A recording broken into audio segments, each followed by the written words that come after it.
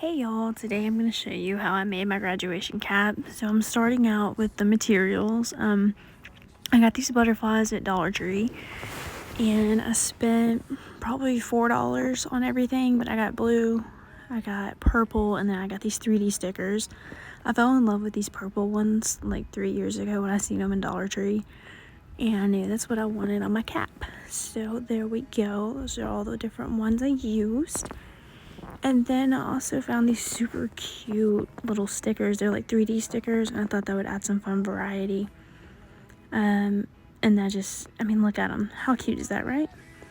These are the blue ones, and I forgot to film when I was glittering the back of them, because like I wanted there to be something pretty on the underside when you saw the front of my cap, and so I put glitter on there. So that's this right here, because I forgot to film it. But anyways, it's fine. Next is the border that I got, and I got this cute little ribbon. They say it's ribbon, but to me it's like this kind of fake metal chain, and I wanted to use that because it incorporated both the colors. So I went to Hobby Lobby, bought this cardstock paper, cut it, fit it to size on my cap, got the circle top too, because I wanted the button to be disguised from afar. Like I didn't want the dark purple sticking out, so I cut out a circle for that. And then I'm showing you guys how I glittered the back of the butterfly. So I just got some Elmer's glue.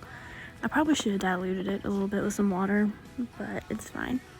Anyways, I laid it on pretty thick because I want the glitter to stay. And I got the glitter that I already had here, so I didn't have to spend anything on that. And I already had the glue. And then I just covered it in a good amount of glitter. As you can see, I did gold on the back of these because my school colors are purple and gold. And I transferred them to a different paper plate. And that is all the excess glitter. Like, how much waste would that be if I threw it away? So I didn't throw it away. I put it all back in the little cup because waste not, want not. And then I was still kind of nervous that the glitter was going to fall off because I have to do a photo shoot. So I used this hairspray that my mom and I don't use anymore because it's really tacky. And I sprayed that on the butterflies, which made them smell amazing. And look at that hold that they have. They look fantastic. So the hairspray came in useful for my butterflies. Made them smell good.